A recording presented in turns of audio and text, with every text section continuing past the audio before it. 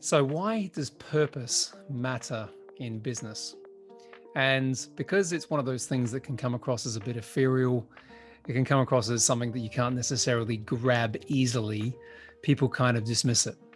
And what's funny about it is that they usually understand purpose at the beginning when they're starting a business, but it's one of those things that gets forgotten in the complexity, the chaos, the confusion of scale up. So, what is it? Well, first and foremost, purpose can also be called vision.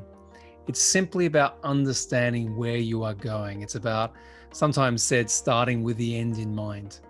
And the best analogy, perhaps an overused analogy that I've heard around this is if you're going to jump in a plane and go somewhere, you're going to end up somewhere, right? The plane's going to take off and it's going to end up somewhere. But if you haven't got a destination that's clear, you could end up somewhere amazing. Equally, you could end up somewhere that you don't want to be.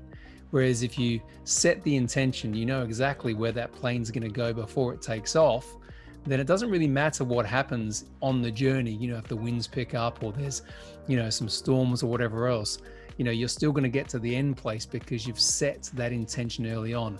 And it's much easier to be able to navigate that path with all the things you have to do, the strategy, the tactics, the people you bring in to help you, the advice, the investment, how you allocate resources. All of those things become significantly easier when that destination is front and center. So purpose is the same as vision. It's about understanding where you're going. It's about understanding why it matters. And it's about having a plan, a plan that certainly from the beginning shows the pathway, shows the way that you are going to get from A to B. And as I said, the path may change. Things may come in left of field that either present opportunities or challenges. But ultimately, you have to start with that blueprint. You've got to have that in place because it's going to give you the best chance, the best momentum to really drive forward and hit the ground running.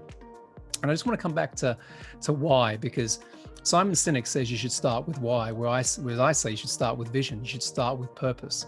Both are equally important, but the why is the thing that's going to give you the juice to keep going. So when things do become challenging, you're going to draw into your why, which might be freedom, it might be creating wealth, it might be making a bigger impact, but it's the why that's going to ground you. It's the why that's going to, get you up working late at night or early in the morning or whatever it takes to be able to go through those rough patches. But if you haven't got the vision and you haven't got the purpose, in my view, the why doesn't matter because quite often you might, just get clouded, confused. And just to finish up, when I work with people and they come into kind of our world, scale up your business, quite often, as I said, they start with a strong purpose and they start with a strong why, and then they lose it. So it's a foundational piece.